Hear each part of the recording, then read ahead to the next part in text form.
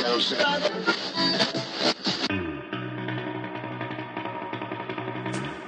Centresteer Podcast, a Land Rover podcast by Land Rover owners.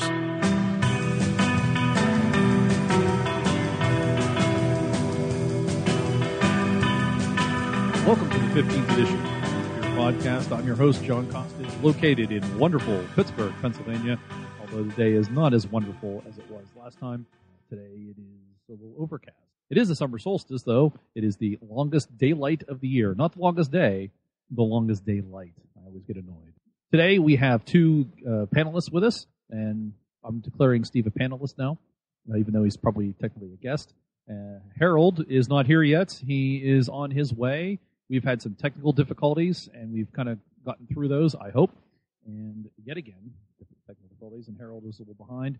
But via Skype, we have Morgan. I'm Morgan from Vermont, and we've got a little bit nicer weather today, and a little cool and breezy, so that's kind of nice. Glad to have the longest day, what with our technical difficulties and everything.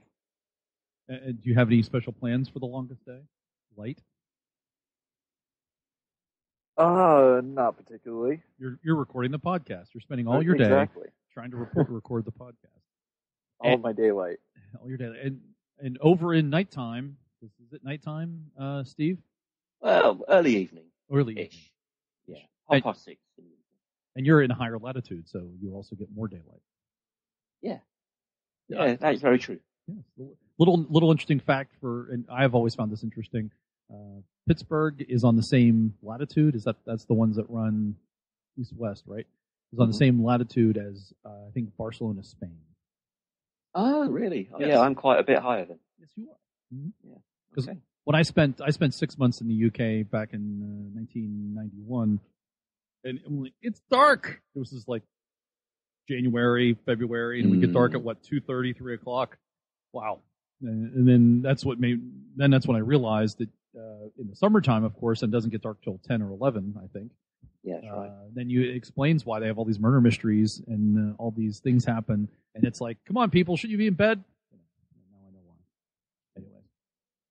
So that's today's show. Hopefully Harold will join us. We have Morgan is joining us from Vermont, and Steve is joining us from the United Kingdom. He is going to shortly talk about his journey that he took to the Arctic Circle. We'll get an update from him on that. First up is the news, and we always like to start with sales. Why? Why not? I like to know what's happening with the brand and where it's going.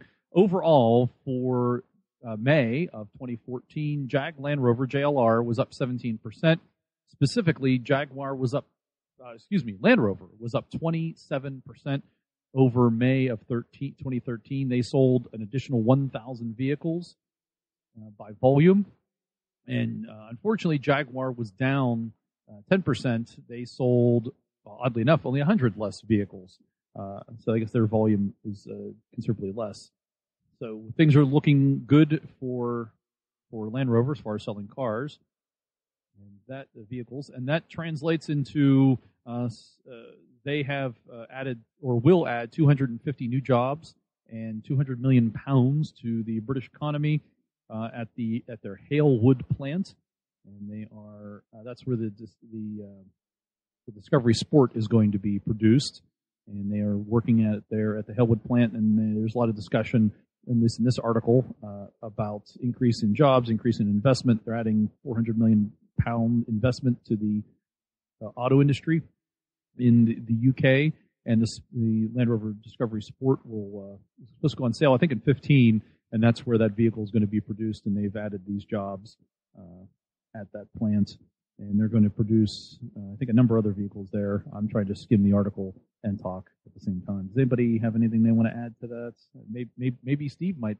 Yeah, I was going to say, the UK, as you may be aware, the UK over recent years have had real issues around manufacturing, and we've had more car plants closing than opening. So anything like this is great, and it's up in Liverpool, so it's around the Merseyside area. So I'm sure they're all going to be very happy up there. And yeah, I think it's a brilliant bit of news, really, to be honest. I'd only heard about it, a few minutes ago. So I think that's great news. Excellent. Good deal. Yeah. And I having seen the company, the purchase by various other companies over the years, and now to Tata, an Indian company, it's nice to see that they really are still investing in England. Yeah, that is true, actually. There's always, I think there was always a fear that Tata would just take it away. But yeah, the fact it's staying here is really great. That is good news, and they're talking about the workforce growing to 4,750 folks. I think the way the article reads it, I think it's just at that point. Yeah.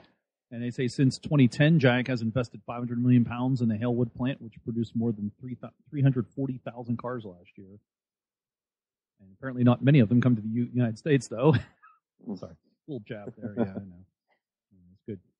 Speaking of Tata, they are going to reuse the Land Rover Freelander platform, the Freelander 2, and they're going to use that as the platform for basis of a flagship SUV, apparently available in India. And I guess it's supposed to kind of, looks like, compete with the Toyota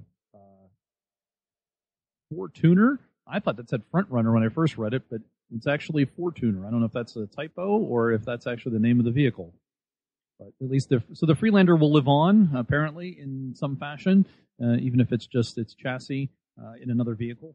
And a quick Googling does show that the Fortuner is a Toyota vehicle for India. Any idea what is that I suspect that might be more of not the CRV size. What's that? It looks to be sort of. I know Honda's a CRV. Right. It seems to be based on the Hilux, so it's more of like a Forerunner. Right. I think that's I think we call the Hilux here is the Forerunner, right? I think it's the Tacoma line and the Forerunner line, sort of. I don't think split out to two. See, I don't think the Tacoma is available outside of North America. I think that's only available here. I don't think they use that anywhere else. At least that's my understanding. I could be wrong.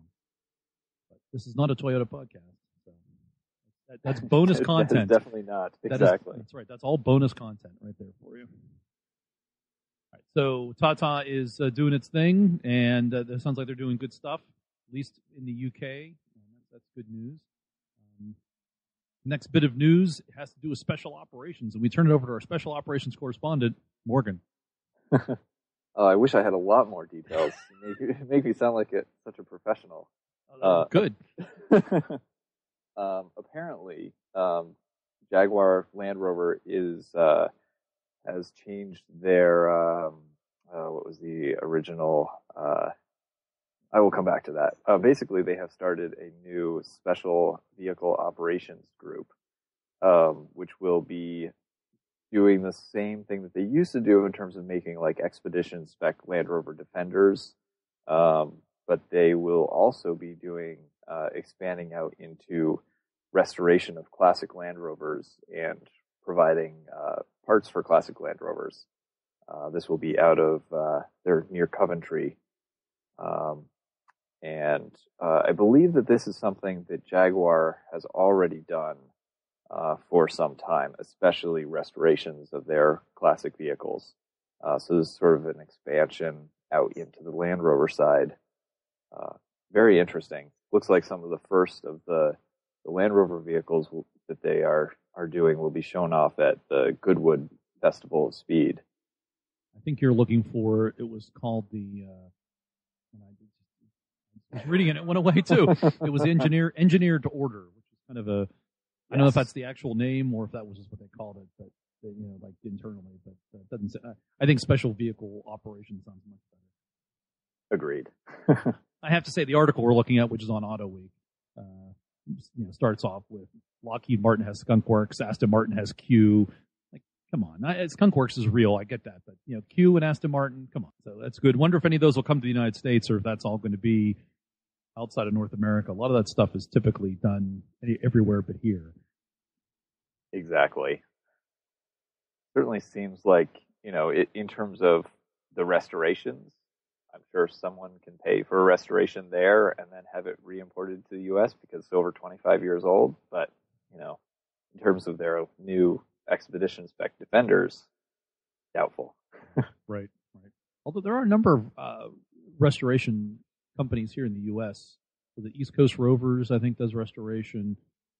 Yep, they've actually gotten out of classic Land Rovers. They only do Defenders at this point. Yep. I did not know that. And what's there's one, Defenders Northwest. They seem like a restoration specialist for Defenders, but up in the northwest of the United States, in Washington. That's, I think, where they're from. So those are the two that at least come to mind that I know of. Yep.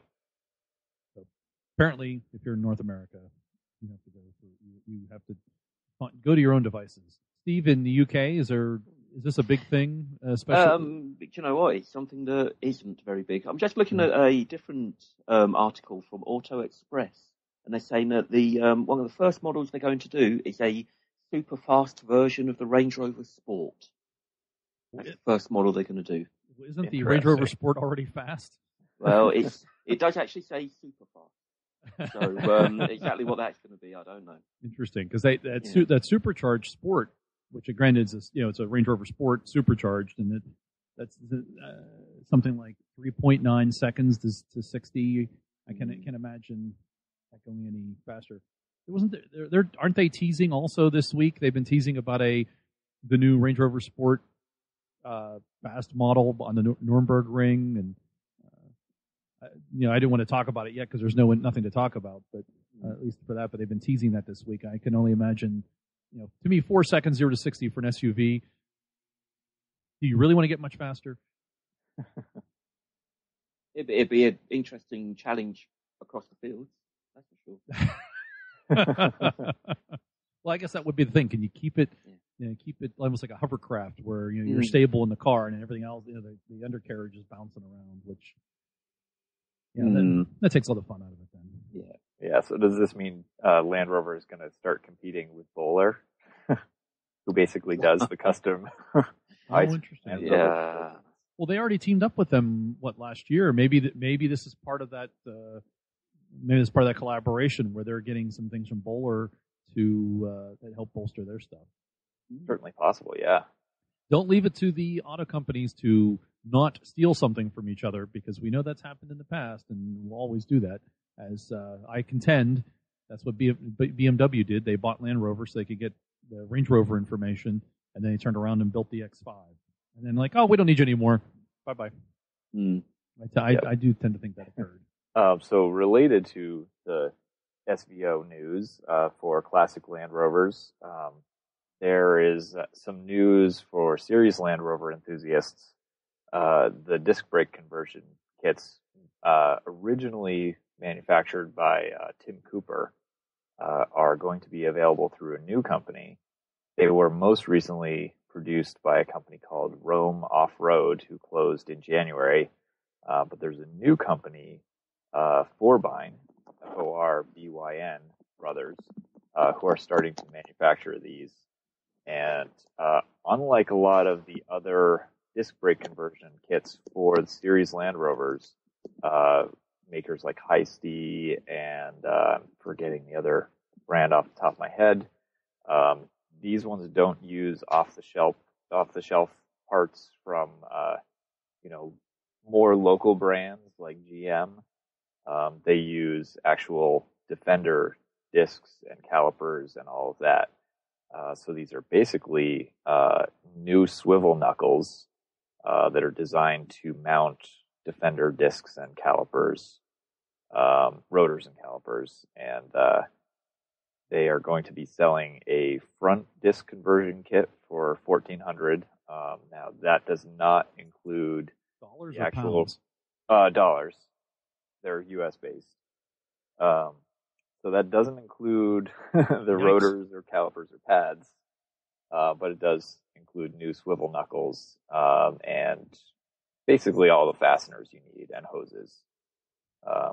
And you can also get a rear kit for, I think they're $500. So expensive, but as as you know, driving a series Land Rover, the brakes are a little. They leave you wanting. Why would you say that? I don't understand. I have no idea. You mean like I had forgotten how cars can pull when you hit the brakes, especially in an emergency kind of situation. Ooh. Yeah. Exactly. Yeah. So giving, a series Land Rover is a heavy vehicle, giving it a little more stopping power. They also help certainly for off-roading because they don't have problems like if you take, drum brakes through a water crossing. You kind of have to wait for them to drain and dry out before they become effective again. Not a problem with disc brakes. Also, the Land Rover brakes are really the shoes on them are set up to really only be advantageous if you're going up a hill. So if you are nose down in a situation, your brakes are not going to be as effective. So disc brakes can help greatly with that. That's why the fronts are the biggest conversion. Well, even when disc brakes were first on the scene, they were always doing the front wheel of those. And you used to have, for a long time, you had front disc and rear drum in most cars. And then as the price dropped and it made sense, they went four-wheel disc. So exactly. Makes some sense there. Yep. And part of that was actually related to the ease of implementing an emergency brake or parking brake with disc brakes, right, which was not easy. Drums are easy, and you can make them manual without requiring hydraulics. But they've worked around some of those technical limitations. So you'll send me a link, and we'll add it to our show notes? Absolutely. Good deal. That is the news. Heralds and Word. It was a cold night in early 1908 when Byron J. Carter set out for a drive through the streets of Detroit. Carter was the founder of a car maker named Carter Car, so when he happened upon another motorist who had stalled out, he was compelled to stop and offer assistance. Despite his expertise, Carter had difficulty getting the car restarted. Engines back then had to be cranked over by hand to get them started. If conditions weren't perfect, the engine would often backfire or kick back, which would frequently result in broken arms or dislocated shoulders. In this case, the car broke Carter's jaw when its engine kicked back. Complications from his injury resulted in Carter's death a few months later. Soon thereafter, Carter's car company was purchased by a fledgling automaker named General Motors. While this would seem like the end of the story for Carter, it's really just the beginning of a much bigger story. You see, the car that injured Carter was a Cadillac.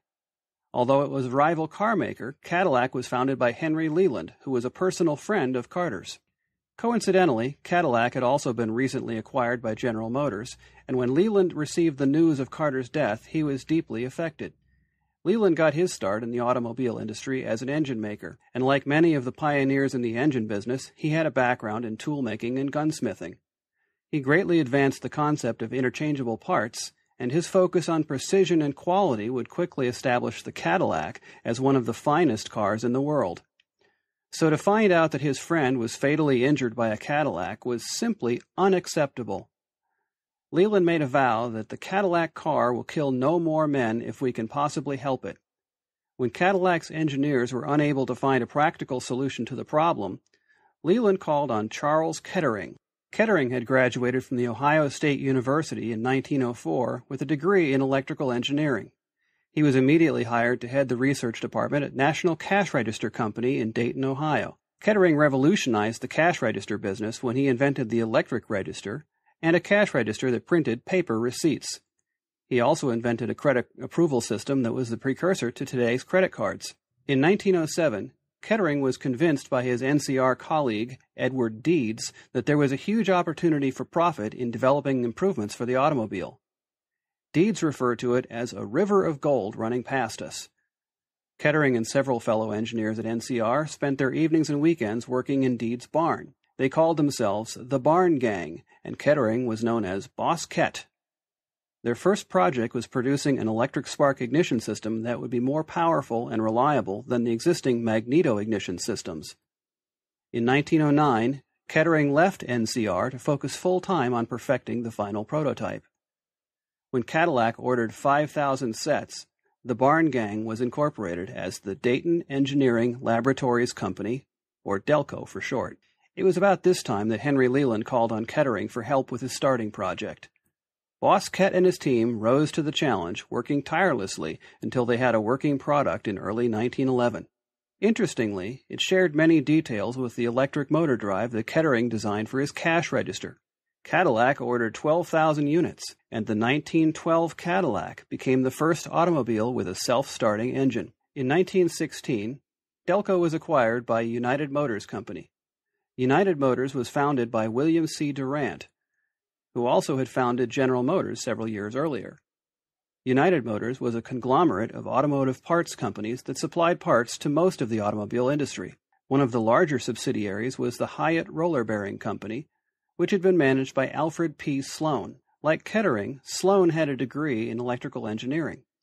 However, his real skill was not inventing things, but in applying his precise analytical engineering skills to the management of a business. When Hyatt Roller Bearing was acquired by United Motors, Durant recognized Sloan's special abilities and made him president of United. In 1918, United Motors was merged into General Motors as a wholly owned subsidiary, supplying parts exclusively to GM.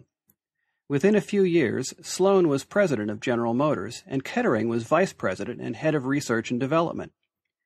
Kettering's engineering skills kept General Motors at the forefront of automotive technology for decades, and under Sloan's leadership, GM became the largest corporation on Earth. This also made both men very wealthy, and in their later years they both became dedicated to philanthropy.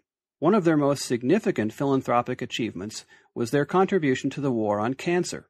They both believed that the thoughtful application of modern industrial research and development techniques could greatly improve our understanding of cancer and its treatment. In 1945, Sloan postulated that if the medical field had access to as much money and talented personnel as the government had in developing the atomic bomb, that very rapid progress could be made in cancer research. And thus, the Memorial Sloan Kettering Cancer Center was born. In addition to pure research, another mission was education. One of the first trainees at the Memorial Sloan Kettering Cancer Center was a young doctor from Pittsburgh named Harry Beisel. This doctor would eventually become a leader in the field of cancer treatment. He was hired by the prestigious Mayo Clinic to establish a cancer program there. He also co-founded the world's largest professional organization devoted entirely to cancer treatment, and he was instrumental in getting clinical oncology recognized as a board-certified medical specialty. He was truly a rock star in the world of cancer. He was also my father. So in this month of June, when we take time to honor our fathers on the Father's Day holiday, please allow me a moment to honor mine, and to reflect on the notion that much of what I am today is because of the titans of General Motors, and a chain of events that started with a broken jaw in 1908.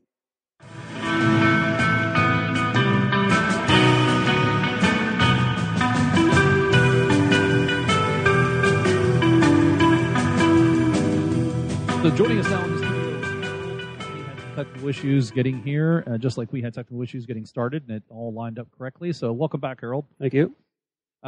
Last weekend, we went a little north to Butler, Pennsylvania, and to the Bantam Heritage Jeep Festival. Did I get that right? I think it's Bantam Jeep Heritage Festival, but same thing. And so that is the location where Jeeps first started, because Bantam started the Jeep. Bantam Motors was based in Butler, PA, yes. And they did the original prototype of the Jeep. They built, I think, a couple thousand or 10,000 or something, but couldn't keep up with orders, right? Basically, yeah. They did not have the production capacity, and the military was worried they weren't going to fulfill the contract, so they gave the contract to Willys and Ford, even though it was a Bantam design. And I had heard the story, I think it's true, but they had they would take the Jeeps, they take them down to Pittsburgh, put them onto barges, and then float them on barges down the Allegheny. So it used to be the Allegheny, onto the Ohio, onto the Mississippi, down to New Orleans, and then New Orleans they put them onto the LSTs, landing ship transports, and ship them over. That was pretty cool. Well, that sounds good. I wasn't around then to see it, so I don't know. Neither was I. But we went to Butler, and they have a kind of a closed festival section, and then they had this open car show, like a better word. And we walked the streets, the street of Butler, the main drag in Butler. Saw a bunch of Jeeps that were new, old. All of them were the CJs, right? Which is the one everybody's familiar with. No Wagoneers, no Grand Wagoneers. Well, we saw a few of the. We saw a Jeepster. I think another one on the road somewhere between our getting there. There were. I think there might have been an old the Willie's station wagon that we saw, but most of them were the CJ or the more modern other letter derivatives of the CJ, which I can't keep up with their letter designations. I'm sorry, but I just can't. No, there are other podcasts for that. So Yeah, that's right. There's people that know that stuff, so I don't have to. Please consult other podcasts. I think the 4x4 podcast talks a lot about that. They know their Jeeps. And if I offend you because I don't know the difference between a TJ and a YJ and an XJ, I'm sorry, but too bad. Yeah. Well, that's no different than people not knowing the difference between a Range Rover and a Land Rover. Well, yeah. So we did see there were some military ones there. There's some nicely well done military Jeeps. They had almost like the EMLRA folks do. They had replica weapons attached to the vehicle. They had all the old lettering on the vehicle.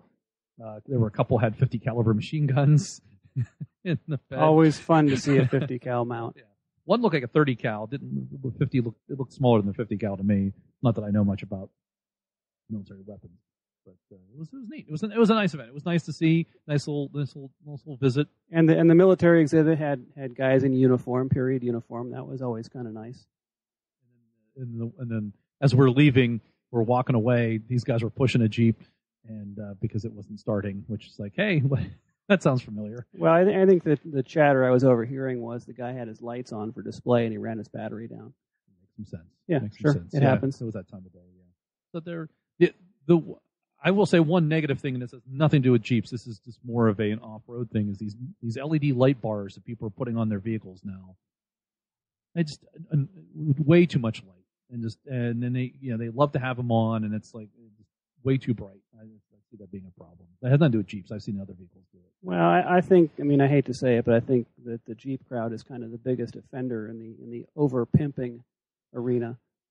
I mean, not to say that people don't do it to Rovers or any other kind of off-roader, but it just seems like there's a higher pimp factor per capita, if you will, in the Jeep world, and there was plenty of that at the Jeep Invasion, especially here in North America.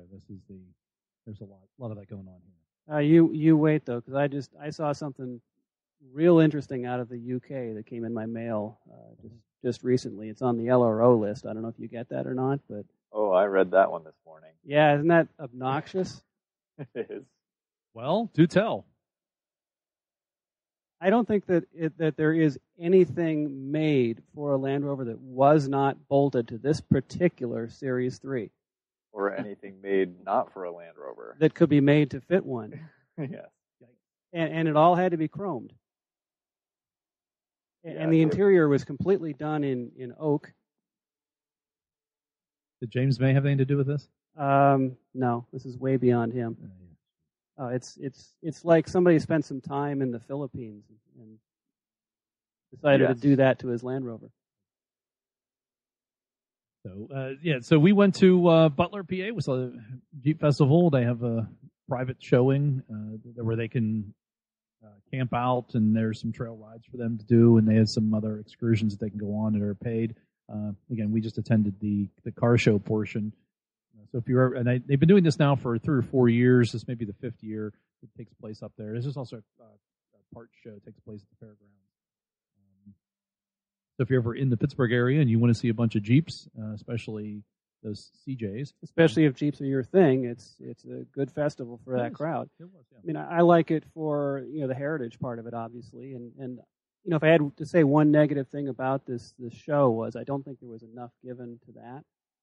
Seems to me if they're going to organize an event and they call it the Jeep Heritage Festival, that they would have a little more.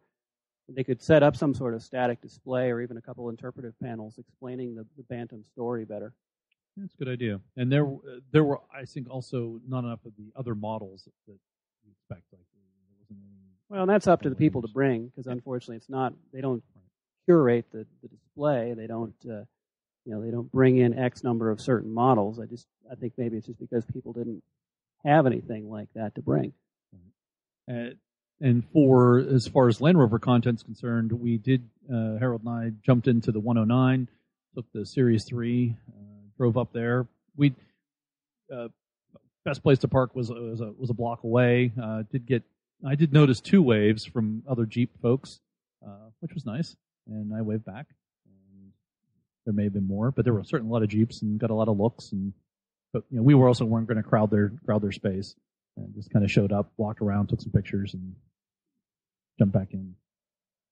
Now, when we stopped for dinner, apparently there was a crowd gathering around your truck then. Yes, well, that's true. Yeah, well. So it still draws attention where it goes, that's for sure.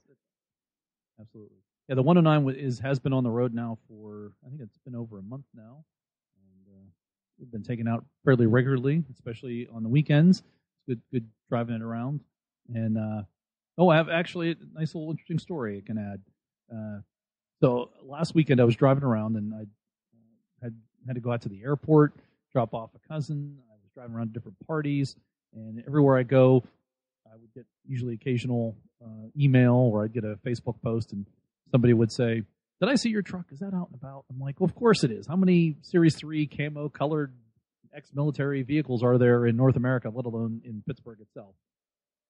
And teach them a registration number, they'll know for sure. No, that's right. Exactly. Yeah, look for the registration number.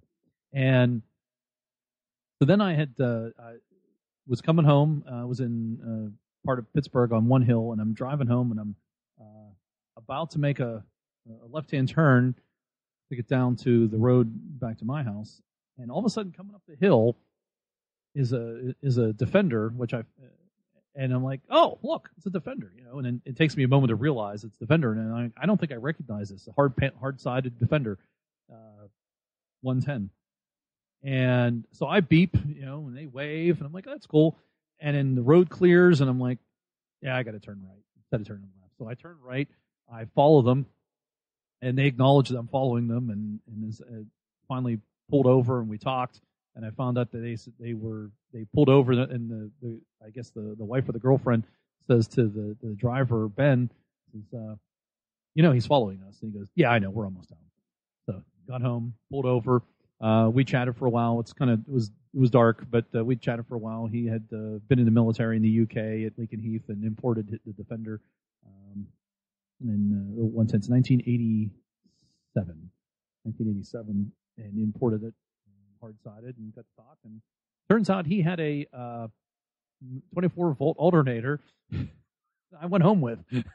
You just happened to be looking for one for a spare. Yeah, always on the lookout for parts. And he threw it in the back of the truck, and I says, I don't have any money on it. He goes, "Yeah, that's fine." So I sent him a check, and it's all taken care of. So now he's in the fold. He knows people, and he's getting plugged into our local Land Rover club. But there you go. I then post on Facebook. I was wrong. There, in fact, are other trucks that sort of kind of look like mine that someone might misinterpret. So there's another in Pittsburgh. Especially if you don't know the difference between a 110 and a 109. Right. And his is all painted all green. Yeah, that's a common color. Yeah, nice. His was a 110 24-volt FFR. He's got a couple of the antennas on it, and it was nice. He's got that. What's the part in that they hook all the radios to on the inside? What do they call that? I would just call it a rack. I'm not sure what they call it. Yeah, so he actually has a rack on his, which is nice on the inside. But, that's pretty slick. Yeah, we can get those equipment racks, or we can fabricate a facsimile. Right. Well, it's just interesting that he had one. I don't know if I necessarily want one. And now you know what those funny standoffs are sticking up. Oh yeah, out of your tub behind your head.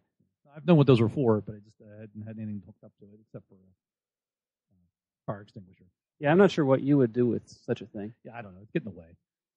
I have access to the once you set up your mobile video editing lab or something, then that's a good idea. Then maybe. Yes. Your truck is gradually becoming a rolling tech platform. It is. So that was there is another military Land Rover in the Pittsburgh area. Look out for Ben and Liz. Say hi as you're driving by. All right, we'll move on now to trail rides and overlanding. There is a difference between overlanding and trail riding. It's kind of subtle, at least I think to some folks they may not know the difference. In my mind, overlanding is the journey, getting somewhere. Usually you're on an actual road. You're going to go camping. You're going to go to a location, and you want to get there, and that's kind of the overlanding piece. Whereas trail riding is you gotten to that location and now you want to test your truck and you want to go over stones and rocks and go through a stream and all that business, and actually kind of you're there for a purpose to test the vehicle on a trail. I tend to think of trail riding as a closed course event. You're just circulating around within a certain geographic region, whereas the overlanding, you have a specific destination in mind, and your goal is to travel to that destination. Enjoy the journey. Well, hopefully. So we have several trail rides and overlandings to talk about, and the big one, which is the Arctic Circle trip. Steve, you got to wait for it. It's at the end of we're going to make you wait till the end of the podcast. So, but first up, going on right now as we speak at the Wilds in Ohio. There is a Land Rover specific event, and that's why Dave couldn't be with us today. He's actually at the event. I couldn't make it for work reasons. So he's there. We'll hopefully get a report from him next month on how the Wilds went. That takes place at a animal... I think they call it a wild animal preserve. Yes, a wild animal preserve. Not in the preserve itself. Well, they do often have an event where you can drive through the park, but generally it takes place across the highway on some spare land that the preserve owns. Yeah, it's I think the fourth year that I've tried to go and couldn't make it. Apparently, I'm not... This time not due to mechanical mishap. No. I thought you made it last year. No, I couldn't go. Something happened. Oh, it was the conclave you went to last year. Went to conclave. Yeah. Right. Okay. Yeah. There's an overlanding event taking place in July 11th and 13th. It's the Mid-Atlantic Overland Festival. Apparently, it is sponsored by Mainline Overland, which sounds like Maine, but is not. I keep thinking Maine in my head. It's the other Maine. It's the other Maine, yes, and not the state. Apparently, it's not Land Rover specific. There are a bunch of other vehicles contributing, but this is an event taking place, and it's just kind of as they call it, a celebration and gathering of adventurers who want to share the stories, experiences, and be with like-minded individuals. So that event is taking place in a 200-acre working farm located in the Mountain Ridge and Valley section of Pennsylvania, just south of State College, in the heart of the Mid-Atlantic region. Well, that's not very far away. That is not very far away at all. Actually, we can be there in 2 hours. July 11th, 13th. That's Vintage Grand Prix weekend, isn't it? No, it's the weekend before Vintage Grand Prix, which is yes. So yeah, coming, and that's another event to talk about. The Pittsburgh Vintage Grand Prix. Go to pvgp.org. I believe it's .org. It's an org. That's a Vintage Grand Prix, and they have a International Car Day, of which the British Car Day is part of that, and we typically attend that event. I've sent my registration in this year, and trying to get a bunch of rovers to show up, and it's basically you get to park on a golf course and show off your car for a couple hours, and it's also a competitive show in a way. Those who bring a vehicle get to vote on the other vehicles, and you might win a plaque, which is nice, depending on your vehicle. Of course, what we find with the Land Rovers, the more dirty it is, the muddier it is, the better it looks. It would seem that way. Almost seem like the less maintained it is, the better it scores. Except for the what's his name from Latrobe that brings out Series 2. Frank from Ligonier. Yeah. Well, he sold that truck, so it is finally sold. It is sold. It's actually sold quite a last year sometime. Okay. Did it stay in the area? It's out in the Pittsburgh area, and one of our associates now services it. Nice. And there's possibility I may be getting involved with it at some point, but I have too much to do and not enough space, so I'm trying to put that off. Right. So that's the Vintage Grand Prix British Car Day. Takes place. The car day itself takes place on Saturday. So I think that's July 12th. And if you're out and about, say hi, because I know I'll be there. So come to Pittsburgh. Nice event. And in addition to the car day, there's also the racing that takes place on city streets. It is the only vintage racing event that still takes place on city streets. They close. And yeah, of course they do. And through Shenley Park, the streets are an excellent venue for a race course because there's lots of corners and ups and downs. And it's generally well liked, and the vintage community knows the race very well, and it's well regarded. And then in the end of July, 25th through the 27th is the Vermont Overland Rover event. It's a weekend event it's much more relaxed. Some trail rides, basically open trail rides. They're going to be refurbishing a 67 Series 2A. They're also going to they're going to have a live auction of a let's see, what year is this? A 66 Series 2A that ECR, East Coast Rovers, converted a number of years ago to a Coyle sprung chassis. That's going to be pretty interesting, and our friend Jeffrey Aronson is going to be there as a special guest. So it should be pretty fun. I'll actually be, as long as there are no work emergencies, I should be there in attendance. So I'm looking forward to that. Cool. So you can meet up with Jeff, and then you guys can prepare a report for us. Exactly. Excellent.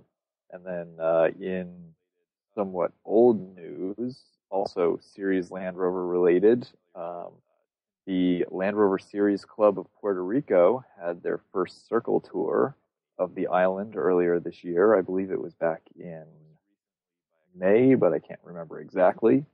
So they took basically a group of Series Land Rovers and took tours of some of the older, slower routes entirely around the island of Puerto Rico. Took place in March.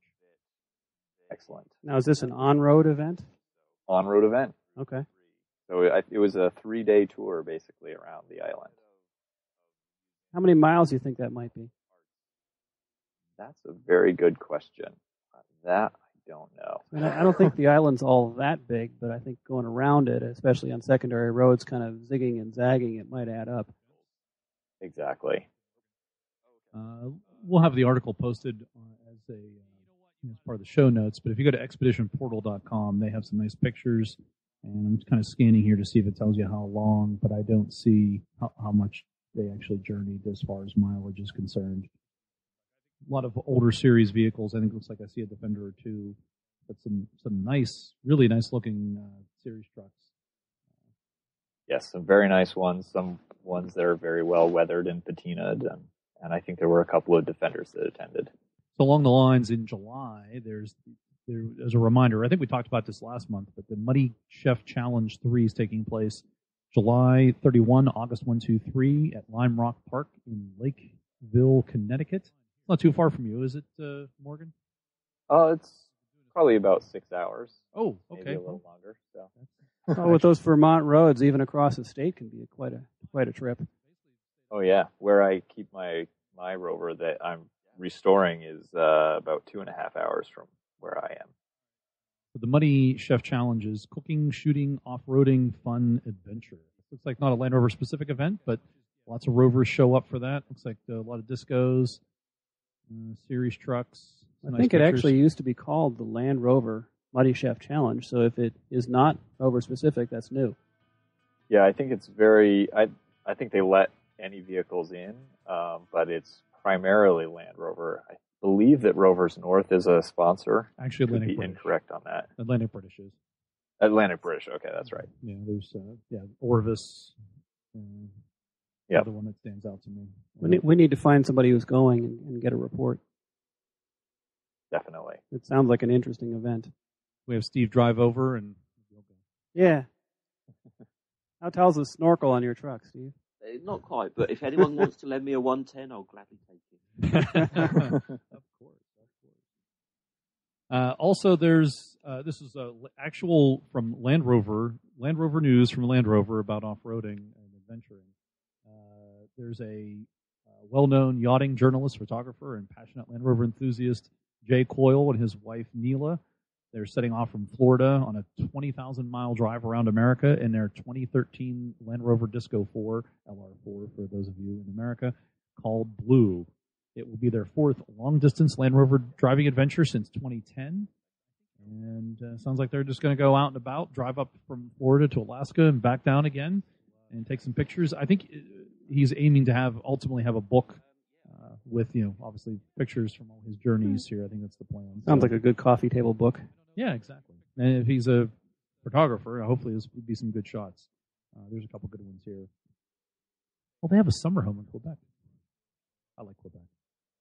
Anyway, that's off topic. So that's happening. So if you see a blue, it's actually a blue. Gee, imagine that. D4 running around. You get a nice picture. Maybe you'll be in a book.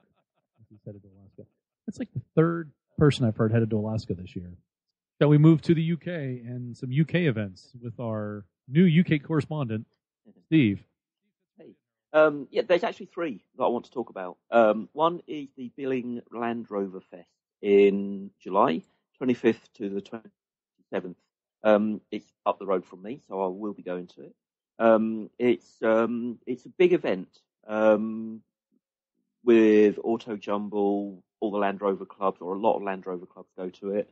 Cars for sale, demonstrations, all the off-roading kind of thing, different challenges and whatnot.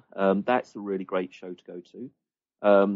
Probably the best or the major show for the UK is the Land Rover Owners International Show. And this takes place on the 20th and 21st of September in Peterborough in a showground, and they have everything there. All the G4 Defenders and all the G4 and Camel Trophy trucks are there. Loads of shows, loads of challenges, loads of trials. They've even got a off-road course that's set out for people to go and make use of. They're actually making use of a speedway track. I'm not quite sure what they're going to do with the speedway track with the Land Rovers, but they're going to make use of that. We can bring out the Land Rover Sport Supercharged. Yeah, the super fast one. The one. The one, yeah. Extreme Live Action, apparently, in the LRO Live Action Arena. And it's all the trade stands, and it's a huge show. And I went to it last year. Again, it's another one I will be going to this year. So that's a really big show, and that's on the 20th and 21st of September. Did you get any ideas or help or tips for your Overland journey from the show? Not from that one. From the next one I'm going to talk about, which is the Adventure Overland show that takes place in Stratford. I went to that last year, and I did get ideas. Now this is the Adventure Travel and Overland show, 27th to 28th of September. It's not Land Rover based, but it's all about the adventure travel. So it's for the motorbikes, for cyclists, motorhomes, you name it. Even the huge military converted trucks, they're all there. The MAN trucks and Bedford and DAF and all this different kind of things. But it also has bush mechanics. So they're going to have some demonstrations on how to do emergency repairs when you're out in the middle of nowhere. They do bushcraft, survival, different shows and displays. And it's a really big overlanding show. And this one was really quite good. And it gave me a few inspirations of what to do. And really, it kind of shows that things are quite simple. You can go in anything and go anywhere. I mean, Defender 110s are, they're in the multitude here. Loads of people take them and just park them up in the car parks. They're so common, they're not actually allowed to use them as display vehicles anymore because there are so many. Nothing special about them. Nothing special about them anymore. Wow. But there are some huge military vehicles that people have converted. And they're like homes, but 6-wheel drive, 8-wheel drive kind of units. That's a really good show. Loads of people there, loads of experienced people that have done a lot of the overlanding around the world. It's the authors, the occasional TV celebrity presenter, what you might want to call them. And like I say, talks, displays, talks about navigation, talks about motorcycle, there's the converters. It's a really big show. And that's one that I'm especially looking forward to. Does it take place like on an old airfield, or is it? It's actually at Stratford upon Avon Racecourse. So it's actually a horse race course. Oh, I see. Yeah. And so they've just got a big open land, and then they've got an exhibition hall as well that they make use of. But it's really good. I will be going for a couple of days. I'll be camping there, just to try and get as much knowledge as I can, really. Is there an entry fee? There is, unfortunately for all of them, there are. To stay there for the weekend, it's £45. But I think it's not really. Do you get services for that? Do they have, like, toilets and showers? Yes. Yeah, they've got that there. And you get a plot of land to put your vehicle on. Nice. Yeah, I think if I'm quick, the price might only be about £15 anyway, per day to get in. We will have links to this in the show notes, so if you want to check it out and see more about it, we'll have it's adventureoverlandshow.com, but I'll put the link out. Yeah, it's very good. Did I delay enough for you to find the price? Yes, it's £12 per person per day at the gate, or £10.80 if you purchase them online beforehand. Sweet. Yeah, cool. Very good. Are you looking to get some tips for your motorbike, for future motorbike trips? Not just at the moment. I thoroughly enjoyed the 110 around Norway and the Arctic, and to be honest, I couldn't imagine myself doing it on a motorbike. But it's not impossible, but I think that's a little bit away. But this is more going to be about my next trip that I'm trying to decide where I'm going to go. But I think I'm definitely going to need a little bit of more outdoor and survival kind of training to make it if I go where I want to go. Interesting. Yeah. Any previews? Not just at the moment, because I'm still thinking about a couple of different areas. All right. It might be very south, and it might be very hot.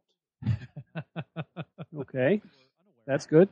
Yeah, I have an idea. I think I have an idea. I remember, though, in our previous conversation, you were saying that you had originally dreamed of doing this Norway trip by motorbike. And That's that absolutely right, yeah. Had to change plans for the 110, but now it sounds like the 110 has totally spoiled it for the motorbike.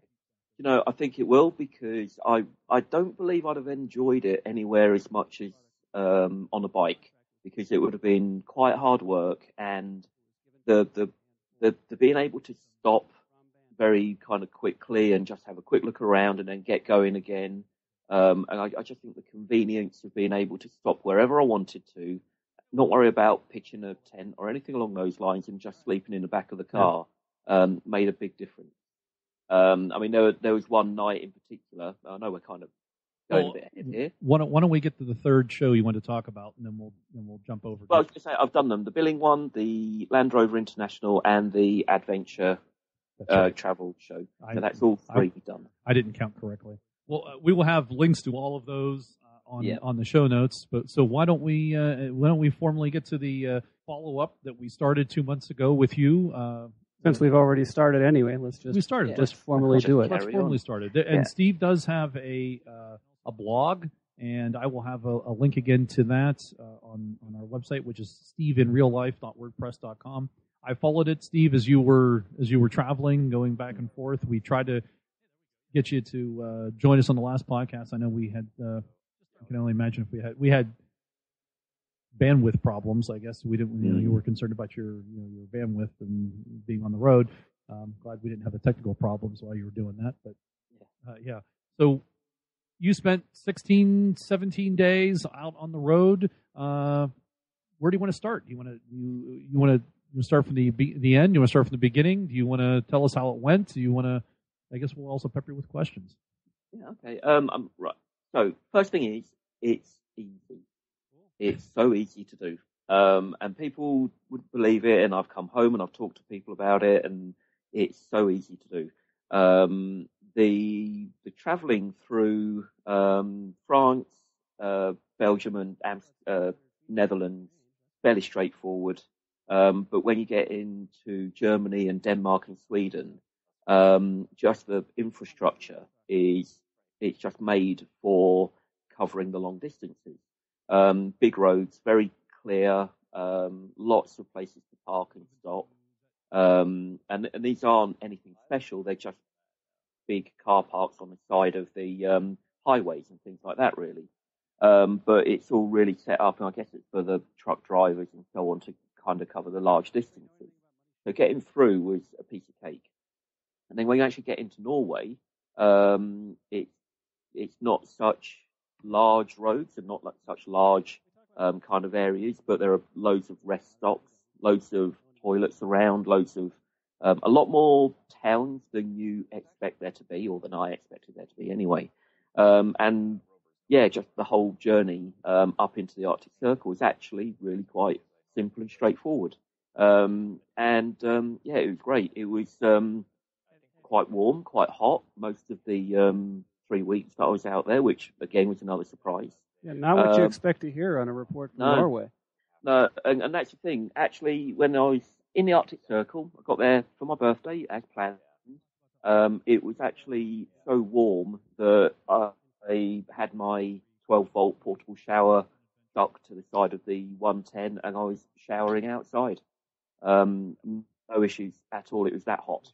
Yeah, it was a real surprise. How hot was it, though? I couldn't tell you because I didn't have a thermometer. It was probably Celsius, maybe 16, 17, 18, something like that. For me, that's more than hot enough. I don't know what that is in Fahrenheit. Mid to upper 60s Fahrenheit. Yeah. Because 20 is 68. Well, you basically double it at 32. Times 1.8 plus 32 if you really want to get technical, but yes. Yeah. I mean, the thing is, when you're driving on a road, and either side of you there are the snow is above the height of the 110. That's how deep the snow had been. So it was easily 8 to 10 feet deep, some of the snow, but they keep it clear, and they keep it really clear. In some ways, it was a little bit disappointing because I was hoping to have a bit of a challenge around there. But in other ways, it just made it very easy to travel around. And yeah, even in the mountains, I think the highest point I got up to was about 4,500 feet. Even then, it was still quite warm, a bit of a chill wind, but it was warm. But I managed to stay basically on a patch of gravel up around there as well, and stayed there for the night. Did you always sleep in the vehicle? Apart from one night, which was the one night when I had my minor breakdown. Not me personally, but the wheel bearings went on basically they seized, and I couldn't even get the hub off to try and change them.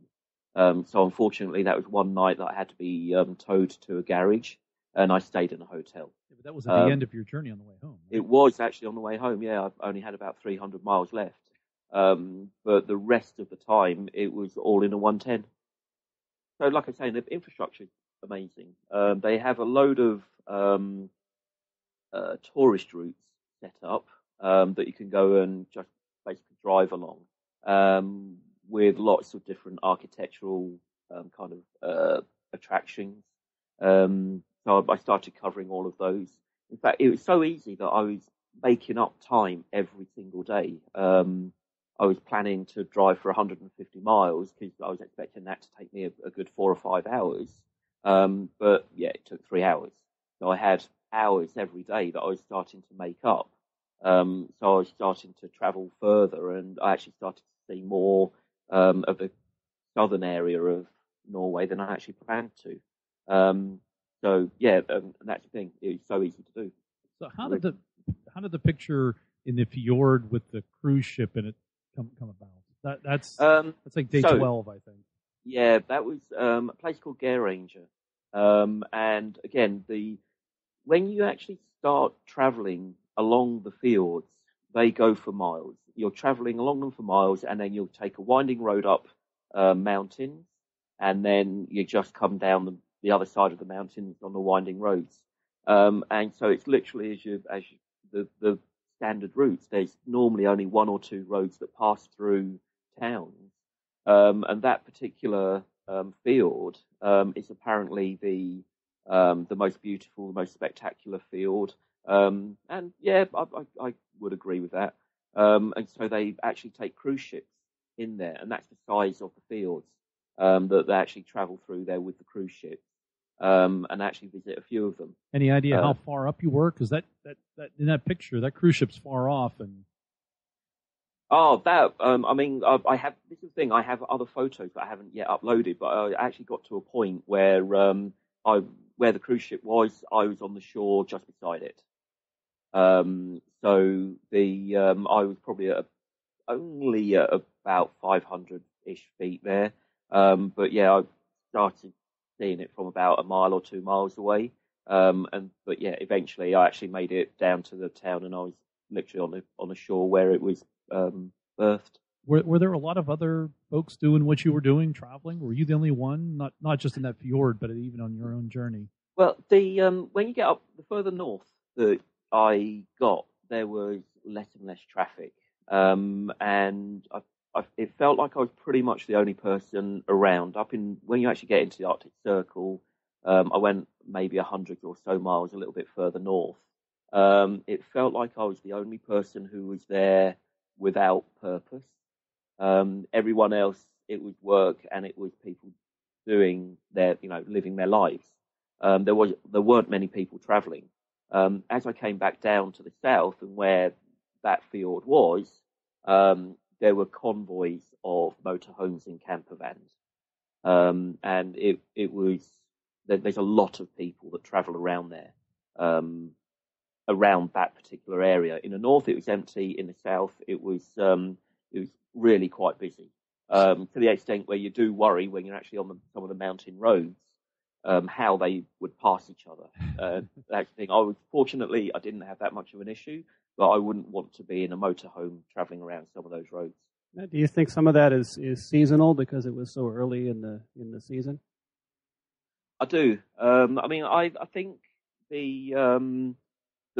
I think that motorhomes will increase. The number of motorhomes over there will increase as the summer progresses.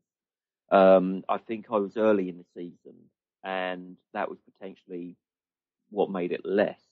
I don't think that people travel up to the north as much. I happened to bump into a small part or a small group of guys from the Norsk Land Rover Owners Club, and I actually took a day off-roading with them. And there was an English guy that had been living in Norway for 37 years, and he hadn't been as far north as I had.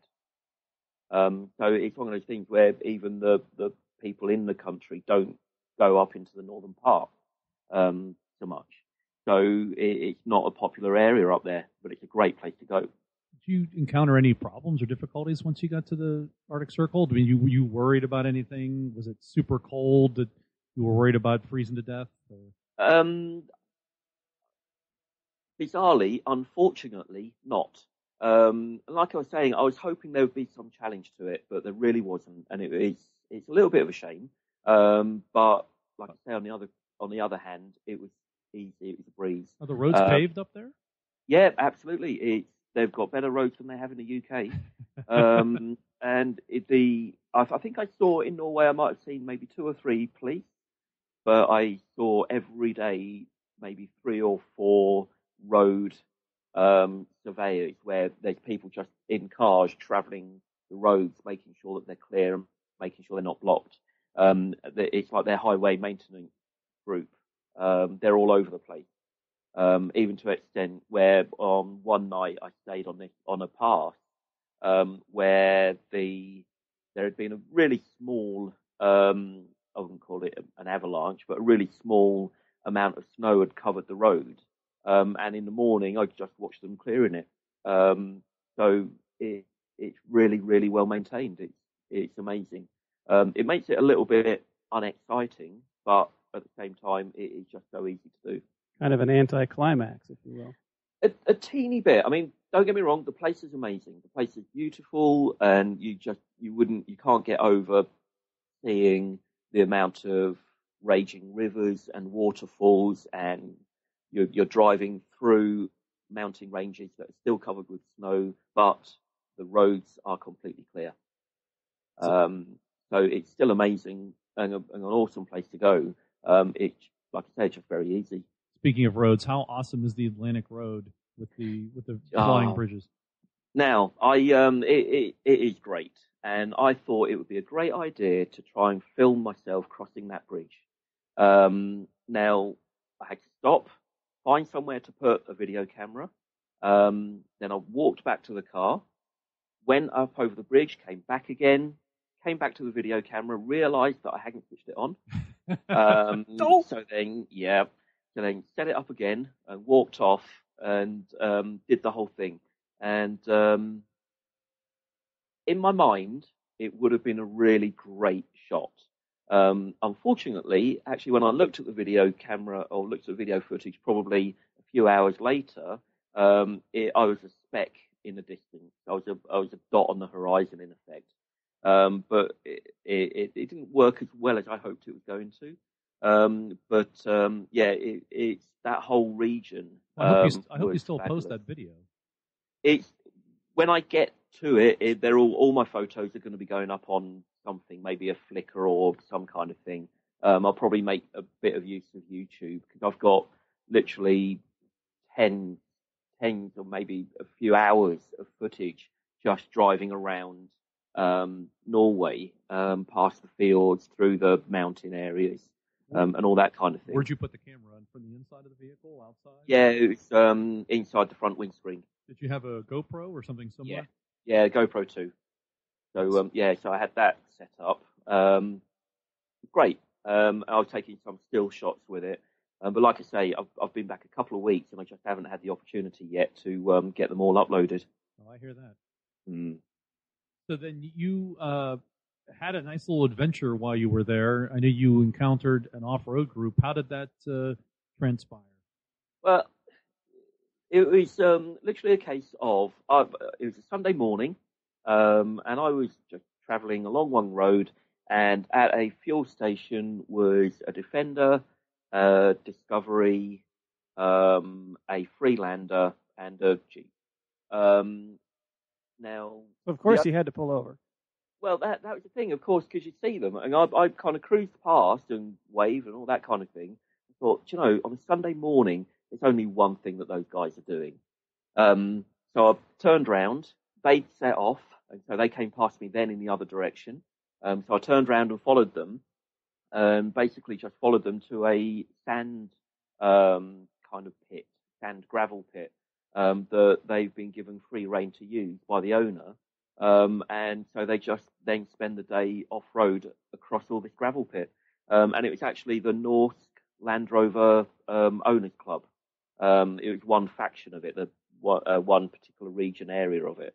And so, just met up with those guys, and then just spent the day off-roading in their vehicles, because last thing I wanted to do was do any damage to my old girl.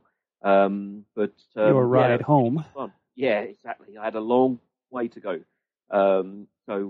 Just spent the time with those guys, and it made for a really good day. And that was the fortunate thing, that with the amount of hours that I could make up with the travelling, it gave me days free. So I just used up one day with them. You just happened to luck into that, and I bet that they were as pleased as you were, if not more, to have you there with them.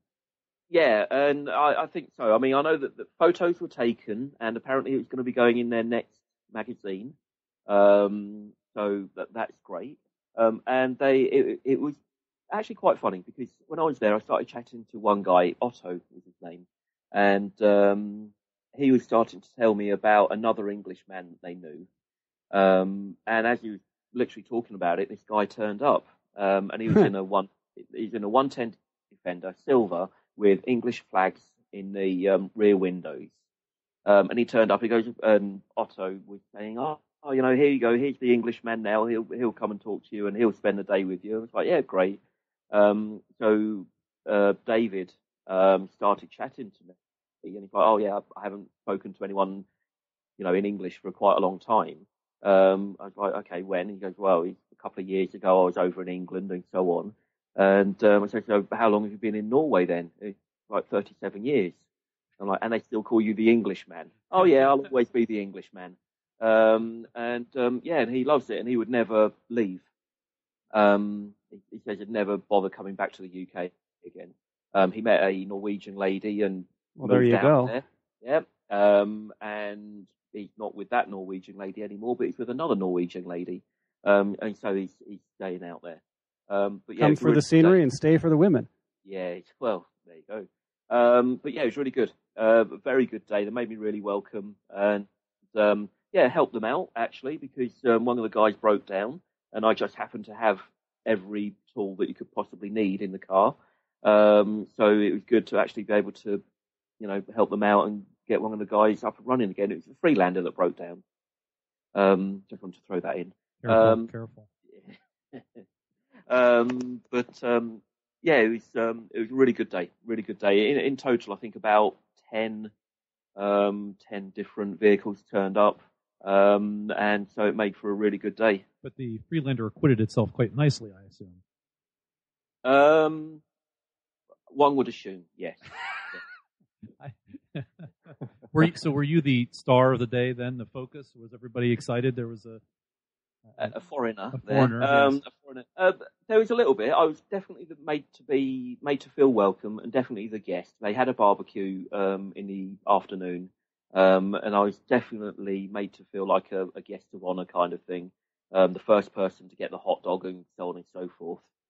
They did tell me that it was actually food tasting rather than actually anything. Yeah, make sure it's good enough for them to eat. Yeah, exactly. But yeah, it was good. There was a couple of guys in the Discoveries in probably only a year or so old Discoveries that were trying to get stuck, and they spent hours just trying to get kind of beached onto sand or whatever it is, just so that they could practice their recovery techniques and winching and and using high lift jacks and so on and so forth. Sounds like any Discovery owner you've ever encountered. They all seem the same. Yeah, although the ones that still have a factory warranty underneath them tend to be even more so. Right. Okay. But yeah, so it was actually quite an entertaining day. It was good.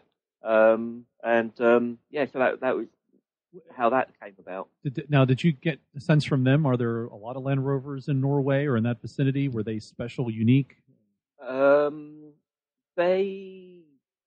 I can answer that for myself because I didn't see very many at all, not in Norway. That 10 that I saw then was probably the same as I would have seen for the rest of the time I was there. There's really not a lot of them around. When you move into Denmark and start heading kind of back to the UK, there's quite a lot. And the reason for that is that because there's no vehicle manufacturing in Norway, they import every single car that they have, and so they have a huge variety of cars. So they've a lot of Dodge Rams out there, Corvettes, Mustangs, old classic American cars, but anything from one range to the other. I think I saw 3 Teslas out there. So they just have every car you can think of, and therefore there's not that many specific. Wasn't Top Gear in Norway a couple of years back, or maybe even longer? And they went to like an American auto show.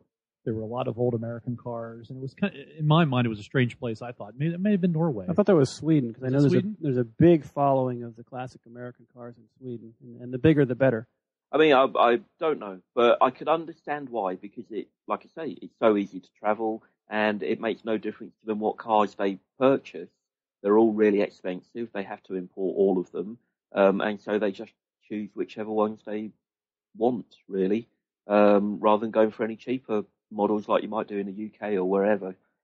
They just buy whatever vehicle they actually want to buy. So what was your most surprising thing that happened on the journey itself? Probably having the shower on my birthday in the Arctic Circle in the open air. That was a surprise. Were you in your birthday suit? Yeah. Well, I had some shorts. But that was probably the one thing. Do you have that expression in the UK? Your birthday suit? Do you know what that means? Yes. Okay. Yeah. So I figured there you are on your birthday, having a shower in your birthday suit. Not quite, but close. Only you, John. I thought it was funny. So it probably that, Also, I went to the Pulpit Rock, the most inaccessible place that I went to. It was a 2-hour hike to get there. No, the rocks were put in place of steps to get up to it. It's probably about something like an 800 or 900 feet raise to actually get up to the rock, and it was about 2 hours to walk to it, trek to it, hike to it, whatever you want to call it. And there were queues. There were queues of people going there and queues of people coming back. The most inaccessible place and the hardest place to get to, and also the busiest. Just one person on the trail at a time? Well, yeah, it's single file pretty much. Single line going up and single line coming down. Did you call this the pulpit? Pulpit Rock, yes. Okay. As in like a church pulpit? Yes. Okay. Yeah, you could, if you Google it, it's also Prix. It was, I think I've got a very quick photo of it on about day 14. Yeah, I recall you talking about, you took a side journey, and I remember talking about that. So that was that journey? Now, is this part of some sort of religious pilgrimage, and that's why it's so busy? No, it's just a very tall rock. And it overlooks a fjord? Yeah, overlooks a fjord called Lizzie Ford. And again, it's a beautiful sight. It's amazing when you get up there again. It's just this big flat rock that people were sat on, but there were hundreds of people there. And so it's not quite the spiritual thing you might think of, just because of the amount of people that were around. But yeah, so that was another surprise. Little interjection question, and it's supposed to be somewhat humorous too. At any point, did you not think of Douglas Adams throughout this entire journey? Because every time I hear fjord, I think of Douglas Adams and Hitchhiker's Guide to the Galaxy. And Slarty Bartfast. Yeah. I mean, I think we had a quick chat on Facebook. It was, I think, between you, me, and a friend of mine, John. Yep.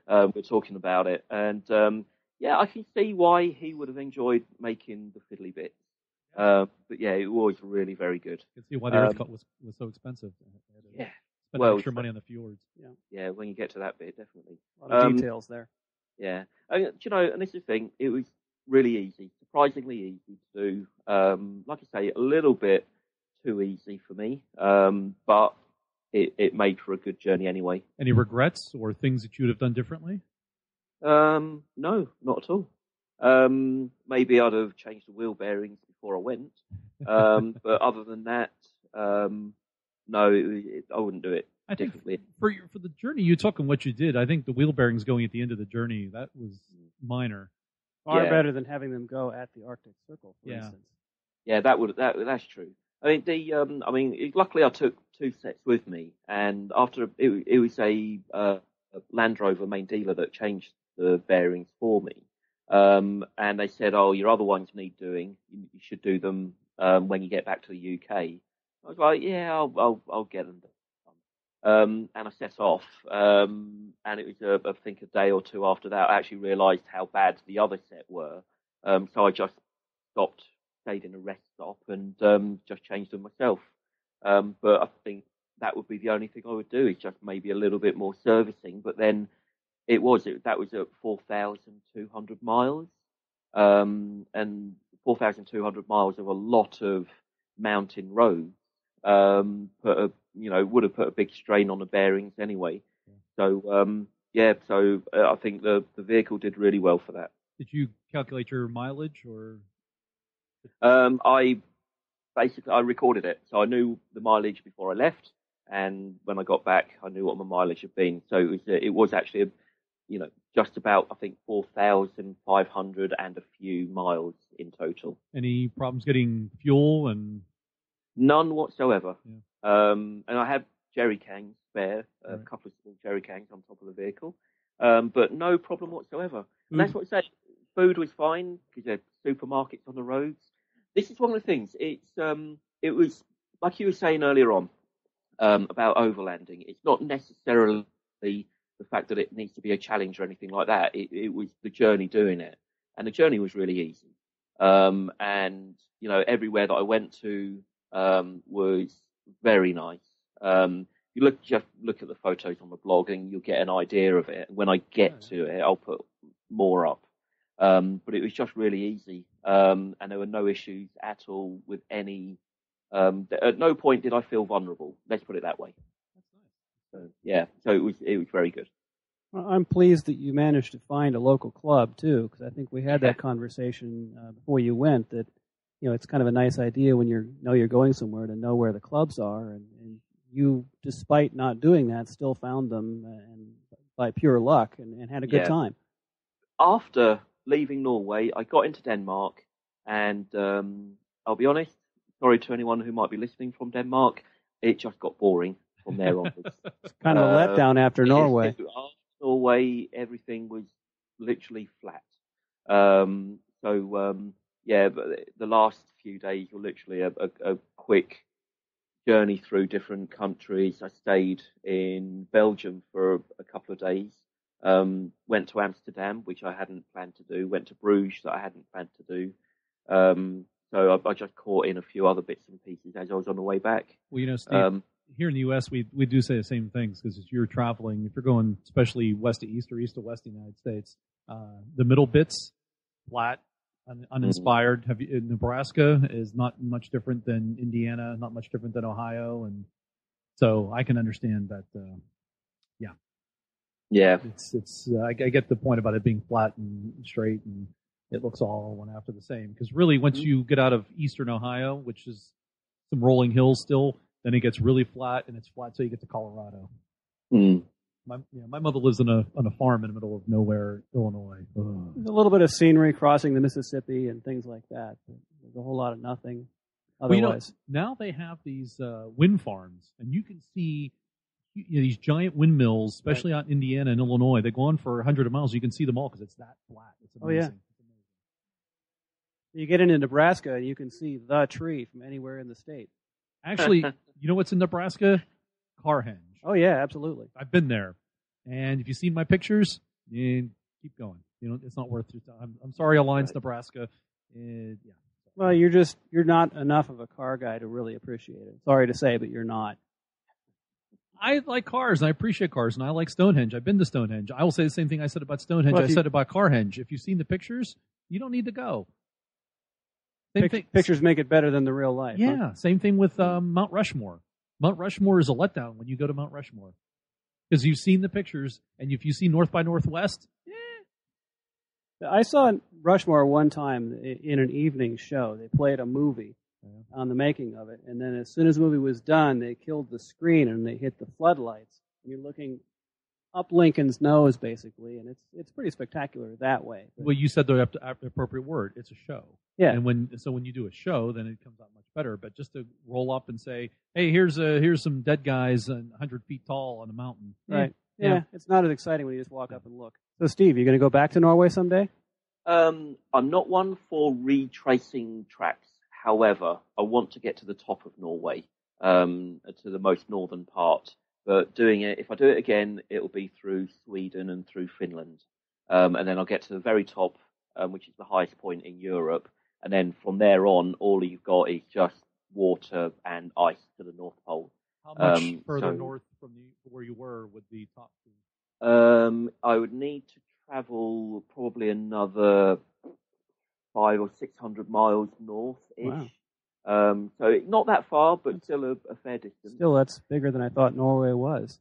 Yeah, Norway is surprisingly big. It looks small on a map. Yeah. Everywhere looks small on a map compared to the US. Okay. It's but it is. It's long. That's the issue with Norway. It's actually quite a long country. I had one other question. I think I know the answer, but you enjoyed traveling by yourself. Yeah. I thought so. Yeah, very much. I'm the same way. Yeah. It's one of the things that gives you a chance to think and switch off from everything. And you don't have the hassle of worrying about whether anyone else is enjoying themselves or, and if you get lost, you can get lost and it's your own fault and you figure it out for yourself. And, all that kind of thing with it. And the other thing, these 3 weeks that I was off, that I was out there, if when I came back, if you'd have said I left 2 months ago, then I would have believed it. There was so much that I did, so far that I travelled, that it felt like I've been away for a really long time, and came back absolutely refreshed. And I think that's kind of down to the distance that I did, and also kind of being in your own world for that amount of time. Steve, Yep. Thanks for your report on telling us about your journey to the Arctic Circle. Thanks for joining us a couple months ago, too, and giving us the preview. Glad you had a great time. Nice following the blog. Appreciate your interaction with us and keeping us up to date. And so I want to thank you for coming back on to the show. I think I'll speak for the rest of the group. I think we can make you an official member of the panelists if you want to come back on anytime. Be happy to include you. I'd like to hear you come back after the shows and give us a rundown on the shows over there. Okay. Definitely. If we don't have you sooner, definitely have you back after those. You go to the shows. Yeah. Yeah, no problem. Great. Well, that brings a close the 15th episode of the Centresteer podcast. If you have comments, questions, concerns, or maybe you even have a technical tip that you'd like to get answered by Harold, feel free to shout out to us via Twitter, on Facebook, even Google+, although not much happens on Google+. We've had some good interactions on Facebook. There's been some good comments there. So we'll do another shout out to Derek, who listens from St. Louis, and he has a nice... I didn't pull it up. It's a Series 2, isn't it? I believe it's a 2A. 2A, I think so. Yeah, nice. It's a nice one. So shout out to you, Derek, and thanks for listening. And hopefully also a shout out to our new Pittsburgh listeners, Ben and Liz, in their Defender 110. So thanks, everybody, for listening. We will talk to you next month for the next edition of the Centresteer podcast.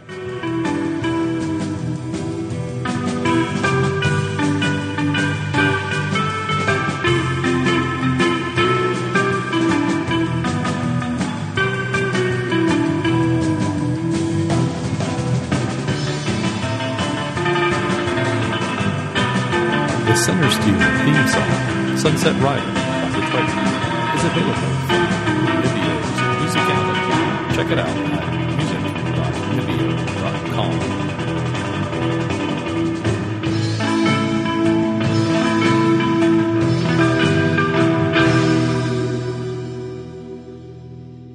Do you know what? I think I've got the wrong headset on completely. Oh, see, it's not been our fault. It's been yours all along. It just occurred to me that this isn't the headset I thought it was. These are not the droids you're looking for.